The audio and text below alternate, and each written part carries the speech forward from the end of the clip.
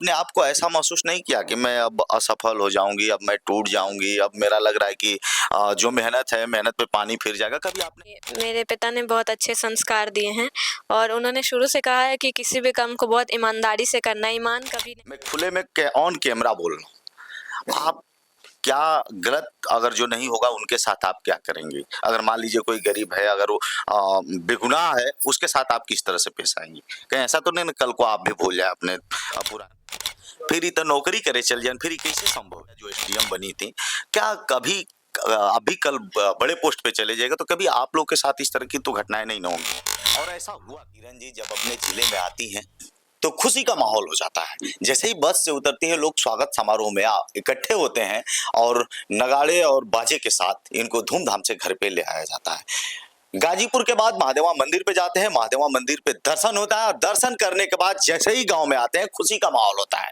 गलियों में छतों पे चढ़ जाते हैं इन्हें देखने के लिए। आखिर वो शख्स है कौन? अभी पूर्व में 1 महीना पहले ही शादी हुई थी और शादी के बाद अफसर बन करके जब गांव में आती है तो सारा खुशी का माहौल होता है। लोग छतों पे चढ़कर देखते हैं। वो है कौन शख्स? 1 साल में 10 नौकरी। सोचने का विषय। आजकल के जो युवा है फेल हो जाते हैं।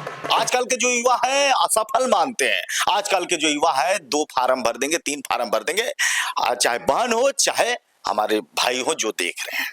तो आपको टूटना नहीं है। क्यों नहीं टूटना है?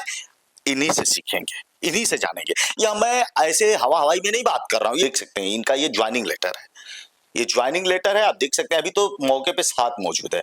क्यों मौजूद है उसके बारे में भी हम बात कर लेंगे। सबसे पहले हम मैडम आपका परिचय जानना चाहेंगे। जी, मेरा नाम किरण यादव है।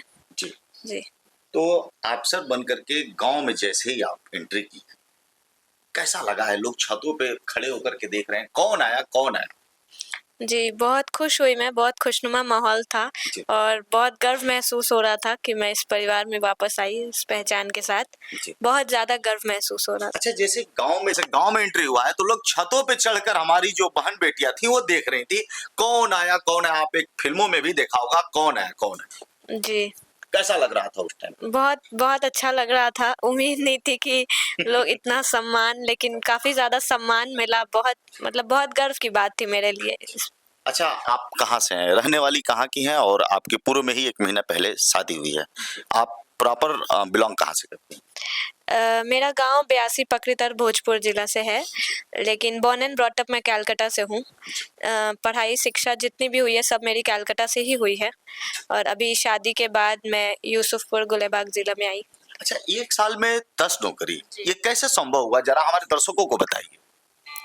असंभव तो ऐसे कुछ भी नहीं है, जितना हम जैसे हम जानते हैं नथिंग इज़ इम्पॉसिबल, तो असंभव ऐसा कुछ भी नहीं है। अगर डिटर्मिनेशन हो, कंसिस्टेंसी हो, मेहनत हो, तो आप कुछ भी हासिल कर सकते हैं। आपका लगन होना चाहिए, आपका शौक होना चाहिए, आपका गोल होना चाहिए कि मुझे क्या करना है। अच्छा, एक सवाल बहुत इम्पोर्टेंट सवाल होगा जो आज के माहौल में देखा जा रहा है।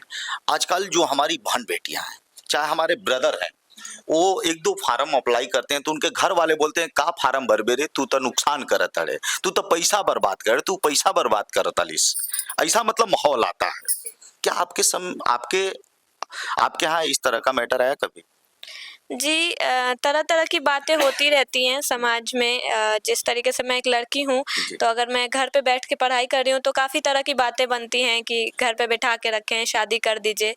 लेकिन मेरे पिता अलग माइंडसेट के थे और मेरी मम्मी भी। वो शुरू से ही उन्होंने मुझे इंग्लिश मीडियम में पढ़ाया, वो शुरू से ही चाहते थे कि मैं कुछ करूँ, मैं कुछ मुकाम हासिल करूँ अपने जीवन में। इसलिए और वो डट के खड़े रहे, इन सब चीज़ों को कभी मेरे सामने आने नहीं दिया उन्होंने, कभी मुझे अफ़ेक्ट नहीं होने दिया इन चीज़ों से। अच्छा, माता-पिता के ऊपर ताना आता है कि आपकी बहन, आपकी बेटी की उम्र अधिक हो रही है, जल्दी से जल्द शादी कर दीजिए। उन तनावों को और परिवार कैसे झेलेगा? क्या उन परिवारों को क्या कहना चाहेंगी?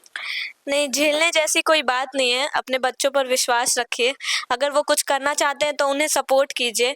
शादी की एज ऐसे कोई लिखित नहीं है कि हम इसी एज में शादी करें या नहीं। अगर उनका शौक है, वो चाहते हैं कि उन्हें कुछ बनना है, तो उस चीज़ में उन्हें ज़रूर प्रोत्साहित करें। शादी को बाँधा ना बनने दें। अच्छा, बहुत से परिवारों में देखा गया है, मैं सबकी बात नहीं कर रहा हूँ, अगर कोई वीडियो हमारी देख रहा होगा तो दिल पे नहीं लेगा। बहुत से परिवारों में देखा गया है कि बेटी हो जाती है तो बेटी को लोग बोझ समझते हैं, जल्द से जल्द घर से बाहर निकालना चाहते हैं। उनको क्या कहना चाहेंगी? जो बेटी को बोझ समझते हैं। जो उनके लिए मैं खुद एक लाइव एग्जाम्पल हूँ। जी मुझे देख के शायद उनकी सोच बदलेंगी। जी वो खुद अब शौक से चाहेंगे कि उनके घर बेटियां हों। ऐसे तो शुरू से ही सब कहते हैं कि बेटियां लक्ष्मी होती हैं, तो मैं वही चाहूंगी कि बेटियों को बोझ ना समझे। बेटा बेटी कोई अलग नहीं है, जिस तरीके से मेरे पापा शुरू से कहते हैं कि बेटा और बेटी कोई अलग नहीं होते, हमारी संतान है वो एक ही है। आपके पिताजी वीडियो देख रहे होंगे, जी सब लोग चाहते हैं कि कभी किसी की बेटी अगर अफसर बन के आती है, किसी की बेटी अगर देश की सेवा करके आती है, चाहे जो भी बहुत से सारे नौकरियों में है, पिता सैल्यूट करता है। और आपके पिताजी वीडियो भी देख रहे होंगे, जी पिताजी को क्या कहना चाहेंगे यहीं से? मैं उनको थैंक यू बोलना चाहूँगी। इतना अच्छा लाइफ दिया उन्होंने, मतलब पहले उनकी लाइफ काफ़ी डिफ़िकल्टी के साथ रही है, लेकिन जिस मुकाम से वो मुझे जिस मुकाम तक ले आए हैं, वो काफ़ी मतलब बहुत ज़्यादा इंस्पायरिंग है। मेरे सबसे बड़े इंस्पिरेशन मेरे पापा ही हैं। अच्छा भैया, आप भी समाज में घूमते होंगे, सबसे पहले तो मैं आपका परिचय जानना चाहूंगा। जी, मैं सत्यपाल सिंह यादव। जी जी, आप मिनिस्टर इनके क्या लगेंगे? हस्बैंड है इनके। कैसा लग रहा है आज? बहुत बढ़िया लग रहा है, कितना अच्छा लग खुश रहा है। बहुत खुश हैं। क्या कहना चाहेंगे जो आज के प्रवेश में जो देखा जा रहा है कि लड़कियों को पढ़ने नहीं दिया जा रहा है और एक तरफ से नारा आता है बेटी पढ़ाओ बेटी बढ़ाओ, जी, बहुत जी। सारे मतलब इस तरह की समस्याएं थी, नारा होता है, वादा होता है, लेकिन जो हकीकत में देखा जा रहा है कि बेटियों को लोग बोझ समझने लगे हैं। मैं सबकी बात नहीं कर रहा हूँ, कोई दिल पे नहीं लेगा, मैं सबकी बात नहीं कर रहा हूँ, तो इसको लेकर के क्या कहिए? सबसे पहले जो नारा दिया जाता है बेटी बचाओ, बेटी पढ़ाओ या जो भी चीज़ें दिया जाता है, तो इसका मतलब ये हो जाता है कि कहीं न कहीं वो लोग उन लोग को दबाया जा रहा है, तभी नारे की ज़रूरत पड़ती है। नारा देना पड़ता है, तभी इस चीज़ को बोलना पड़ता है। तो मैं सबसे यही बोलना चाहूँगा कि बेटा और बेटी में कभी भी भेदभाव नहीं करना चाहिए। सबको आप पढ़ाइए, भगवान का दिया हुआ सबके पास दिल दिमाग है, जो भी अच्छा यूज करेगा वो अच्छी जगह पे जाएगा। कभी भी भेदभाव नहीं करनी चाहिए। अच्छा, जिस तरह से मैडम एक वीडियो क्लिप वायरल हुई होगी सोशल मीडिया पे, तमाम चीजें जो देखने को मिल रही हैं आज के जनरेशन में, भी आपने देखा होगा ज्योति मौर्य जो एसडीएम बनी थी, क्या कभी अभी कल बड़े पोस्ट पे चले जाएगा तो कभी आप लोग के साथ इस तरह की तो घटनाएं नहीं ना होंगी, और ऐसा हुआ क्यों, और ऐसा जो करते हैं उनको क्या संदेश देना चाहेंगे? जी, बिल्कुल नहीं, हमारे बीच ऐसी कभी एक सिचुएशन नहीं आएँगी, क्योंकि हम दोनों में एक चीज़ें कॉमन है कि आप आगे बढ़िए, मैं आगे बढ़ूँ। हम दोनों में ग्रो टुगेदर वाली चीज़ें हैं, जो ये भी मानते हैं और मैं भी मानती हूँ कि एक साथ आगे बढ़ेंगे। इनकी खुशी में मेरी खुशी है, मेरी खुशी में इनकी खुशी है। जी। क्या इस मैटर पे आप क्या कहना चाहेंगे? जी, बिल्कुल सहमत हूँ इनके बात से। क्या ऐसा हम तो लोग का नहीं कि अंदर जलन वाली भावना होगी कि आप बहुत बड़े पोस्ट पे हैं, हूटर बजाते हुए आ रहे नहीं, बिल्कुल नहीं। जलन किसी से भी, ये तो मेरी वाइफ ही हैं और बाकी किसी से भी जलन नहीं रखना चाहिए। मैं सोशल मीडिया पे हाँ। जो मैटर चल रहा है उसको लेकर के कह रहा हूँ, पर्सनल व्यक्तिगत आप पे नहीं कह रहा हूँ। जी, नहीं, इस चीज़ का बहुत खुशी है। कोई भी होता है हमारे, अगर देखा जाए हमारे ज़िला से भी कोई होता है तो उस चीज़ का मुझे खुशी होता है। कहीं न कहीं ज़िला से हैं, अपने गाँव से हैं, कोई भी होता है खुशी होता है। तो ये तो मेरे वाइफ ही हैं, तो जलन की तो कोई बात ही नहीं है। अच्छा माताजी, जिस तरह से देखा जाए बहुत सास लोग होली सोचेली कि पतो हो यहाँ तो रोटी बना के खेहन, पैर दबैहन, फिर तो नौकरी करे चल जान, फिर कैसे संभव है? अइहन त हमके रोटियो बनैहन, हमार पैरो दबैहन। अच्छा। आ जइहन त नौकरी करिहन। हाँ, ऐसा ये होगा? बात सही सेवा है। करेंगी सास? जी, ज़रूर। कहीं ऐसा तो नहीं ना कल के तरह आप भी बदल जाए? नहीं, जो आज के प्रदेश में देखा जा रहा है, जो आए दिन इस तरह की समस्याएं मिल रही हैं कि पतो बड़े अधिकारी बन गई तो सास की सेवा नहीं करेंगे, ससुर की सेवा नहीं अब करेंगे। इनका मर्जी का बाटे, हम तो यही चाहब कि आओ तो हमरो सेवा कर, हमरा पूरा परिवार का सेवा कर, आ फिर अपन जाके नौकरी कर। अच्छा चाचा जी, जिस तरह से देखा जाए आप इनके पिताजी हैं, जब पहली मुलाकात हुई, जैसे बस से उतरना हुआ है, उस समय आपके दिल में क्या चल रहा था, कैसा लग रहा था, उस समय की खलबली क्या थी? देखिए, सबसे पहले आपको बहुत धन्यवाद, बधाई है हमारे तरफ से, हमारे पूरे परिवार की तरफ से, और अपने पूरे क्षेत्र जिला जवार का भी आभार व्यक्त करता हूँ कि सबका आशीर्वाद हमारे साथ जुड़ा और ये बड़ी उपलब्धि हुई। हमारा शास्त्र में लिखा है कि प्रथम सुख निरोगी काया, दूसरा सुख घर में हो माया, तीसरा सुख कुलवंती नारी, चौथा सुख पुत्र हो आज्ञाकारी।